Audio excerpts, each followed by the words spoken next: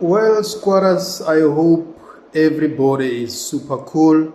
Back with another one. Niaz, Space Way Mogol. I thought I should at least bring this to the attention of my community in the squatter camp.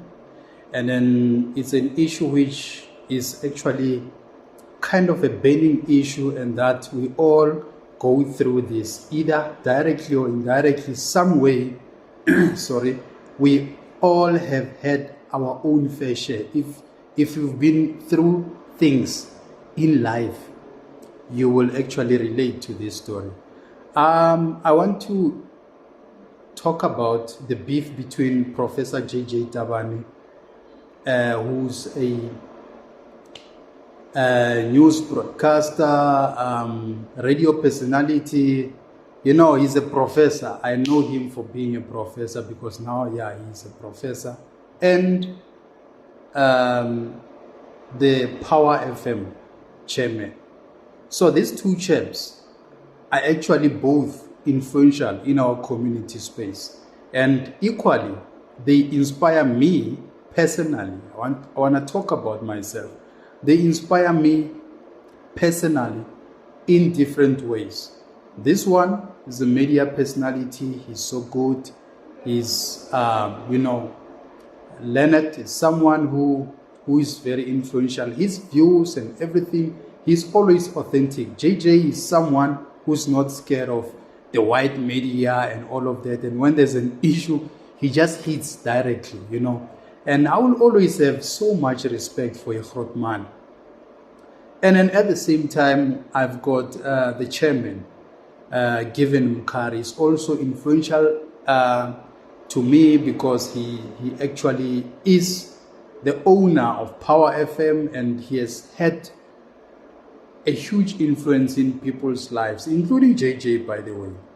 So these two chaps now they have a beef since JJ was working at Power FM, which is owned by Given Mkhari, and he said things there on air, and since then the relationship got sour. They couldn't really get along, and he got fired through the late Bob Mabena. Bob Mabena was the station manager, if I'm correct, of Power FM by then. So I want to paint this picture because I think also as human, we all have gone through something like this. So these two chaps are varsity mates. They've been there at the varsity together, and they've known each other for the longest time. That's number one that I know. Number two, these two chaps. This one, when he was getting married, this one was the MC, and the other one, when he was getting married, both, like, you get what I'm saying. When JJ was getting married, Given was invited, was one of the guests, and they are friends in some way. So now I want to talk about business and friendship. There should be a thin line in between those two things, because if we confuse the two, then we end up with a relationship like JJ Tabane and Given Mkhari, who are both prominent figures in our media space. Because these two chaps, as much as they've got a history, they went to varsity together, and this one was a student leader, and this one, JJ Tabane was a student leader, and Given Mkhari was actually, as in like working under him, or I don't know, like he was, when you are at school and there's a president at school, during those school days, we used to have president, and maybe I'm a friend to a president, and we know each other, we talk about issues, maybe political or whatsoever. Then as much as they ended up getting married, knowing each other and all of those things. So, Given Mkhari gave JJ Tabane an opportunity. Oh, bro, I'm owning a radio station now, and I think I can give you an opportunity to come and become a broadcaster in my radio station. And if you don't mind, well, I can hire you. So literally, Given Mkhari was JJ Tabane's boss at Power FM. And so what happened, JJ Tabane mentioned on air, as he has also confirmed, at a podcast of King David, that he said Given is beating up his wife and he must stop that. That's where the problem started. And now, squatters, I need us to ventilate this issue because these two chaps, we need them, and equally so, and we don't want them to further embarrass one another. We are black brothers, and we shouldn't really get to reach to that point where we embarrass one another in the public. So after JJ Tabane said what he said, the relationship got sour. Now let's question or interrogate what JJ Tabane said. If I'm your boss, I'm Given, and you are JJ, and I'm the chairman of a radio station that I hired you to work under me, I'm paying your salary, I'm your boss, we are friends, we have known each other for the longest time, we are both married. Maybe this extends to family friendship, those family friendships where your wife can call my wife and I can call you, and sometimes we go to dinner together as collectively as a family. I don't know how far or how deep was the friendship, because sometimes there are those friends who would call your wife, has got your wife's number, and you have his wife's number also, and you can call his wife, he doesn't find it offensive, and he can also call your wife, you don't find it offensive or maybe having an issue with that. Sometimes when you have had a long day and you get to your house and your wife says, I'll call your friend, then he's funny, man, he was talking a lot of crap, and that's it. There are people who live that kind of a life. I'm not going to live that life. Unfortunately, personally, I don't have a personal friend that I can say, this one is my friend. Even those guys that I grew up with from childhood who used to think we are friends. We're not friends. We're not friends. I don't like friends, for that matter. I'll tell you why I don't like friends, by the way. So, questioning what JJ Tabane said about Given Mkhari on air, it's like you go on air and you say, I must stop beating up my wife. That's not right. So it's more like you are now invading my privacy, my private space. You are entering into my bedroom. Because the first question that I will ask you is that if I beat up my wife, does my wife report to you? Are you a police station for my wife to report to you to say, hey, a Given is beating me up? You get what I'm saying, squatters? That is very, very much offensive.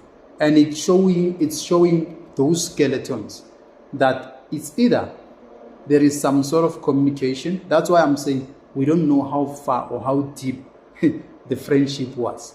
But this should be a lesson to everyone that you shouldn't have that kind of friendship. Don't trust your friends. If you've got friends, squatters, don't trust them. Love them all, but don't trust them.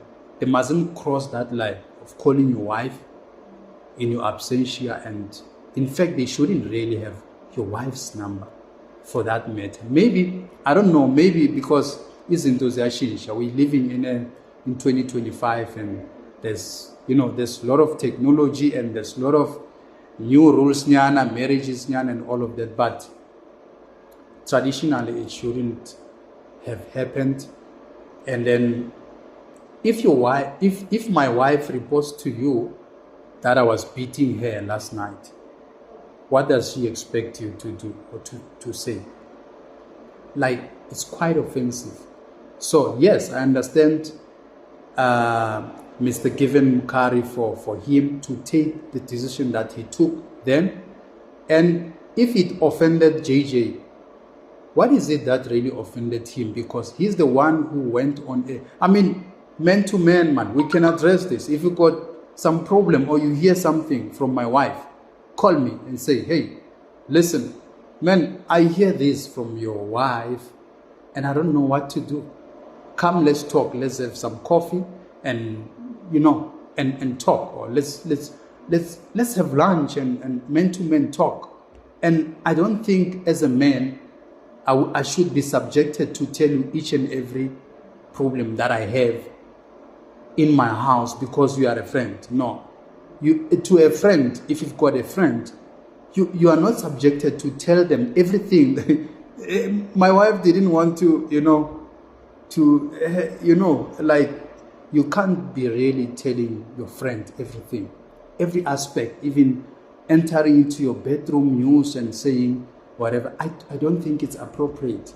And I don't know where did it start, but this is the cream, that I have, at least to say, this was wrong here. It shouldn't have happened. So when JJ was still at Power FM, he actually disrespected Given Mkhari because they are friends, these people, and they know each other. And then, this teaches you that don't hire your friend, in short. Why are you hiring your friend? If you hire your friend and he's sitting with your colleague and you are his boss, but you hired him, that friendship will not unfriend itself the day you hire him. No. Unless if it's someone who's really, really, really mature to an extent that they can differentiate between business and friendship. That no, this is my boss. I will not allow other employees to badmouth him.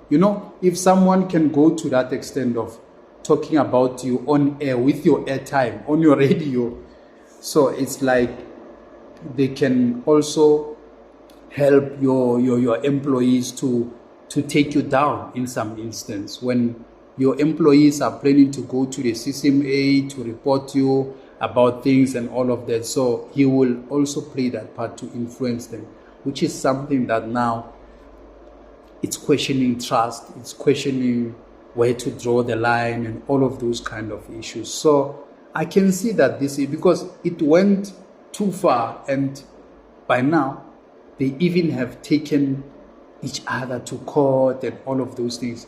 Squatters, try to avoid such situations in life, because sometimes we happen to have friends who are our competitors. That friend who competes with you, and when you are with your wife and him, he actually wants to show your wife how impressive he can be more than you. That kind of friendship. That is why I'm saying, myself personally, this is all my life. I only have squatters now. I'm happy because I keep talking a lot of crap on YouTube because I don't have friends, good people. For that matter, I only have people that I know, business partners and there, but the people that I do business with are not my friends. If I've got a family issue or something, I don't talk to my business partners or people that I normally get to see on a daily life. I have other ways of resolving issues, or I would rather go to a counselor to get some advices and all of that, or talk to strangers. By the way, strangers will give you proper advices than someone who knows you, because there might be some element of jealousy in between those advices that you get from your friend or someone who knows you. So I can tell you now, squatters, we have friends who are competing with us without us knowing. Be careful of those friends. Be very careful. We've got partners who are competing with us without us knowing. Someone that you call the special one, the one that you confide to whenever you have issues. You don't know that this person actually is jealous of you. When you try to do certain things, when you're sitting at home, relaxing, maybe you are in a civil union partnership, you are not married, but you're staying with her, and you tell her that, listen, in 2025, I want to see myself, doing this course, or starting this business, you confide to them about your future aspirations, what exactly you want to achieve in life and all of that, then it doesn't sit well in their heart. And since it doesn't sit well, then it becomes a hook. Whereas you should have kept quiet, but because you don't know, you talk to them, you tell them everything, they are the ones who are going to plan against what you actually are trying to achieve. Sometimes even family members do that. Family members, not all of them are super cool. Some of them, you plan things and you talk to them. They are the ones who are blocking you. Whenever you tell them something, it doesn't happen. Whenever you tell them something, it just doesn't happen because, sometimes jealousy is so powerful. It's so powerful. I'm not saying JJ was jealous of Given, but I think he took advantage of Given and his kindness and all of that. And he has been vocal, saying a lot of things about Given, but Given has been quiet. And, sometimes when you are quiet, things get to happen to you. And when people get to hear the one side story without hearing the other side, they assume that the side that they've had, that's true, and they're going to stick to that. But I'm someone who likes ventilating issues and checking actually who said what to who. But right from where it started, I would have also fired JJ for that. Because if you've got some issues with me, or if my wife called you to say, I've beaten her up last night, you must call me man to man and let's meet. I believe in man-to-man engagement. I don't believe in someone talking crap about me somewhere. I get so much angry about that. That is why I don't have a friend, because I believe that you can also lead your normal life without having people who are surrounding you and people whom, it's difficult to see someone's heart. That is why Floyd turned around after 11 years saying Julius Malema is not his brother. He's just nuts. He's nuts because the time they've spent and everything that they went through created brotherhood. So if he comes and say he's not my friend, that's arrogance. That's something that is, when you are just fine, emotionally, why would you? You are like you unfriend and unbrother someone whom you have spent so many years. And by the way, Julius Malema had been very influential and instrumental in Floyd building his political career, whether he likes it or not. Without Julius Malema, he wouldn't be where he is. He would just be having his political science qualifications and all of that, vet scholar and all of. I'm referring to influential. Julius Malema is the one who made these two men actually. Buyiseni Ndlozi and Floyd were made by Julius Malema. If Julius Malema was not there, we wouldn't maybe know about these two men, by the way. So this beef, I believe maybe it will subside.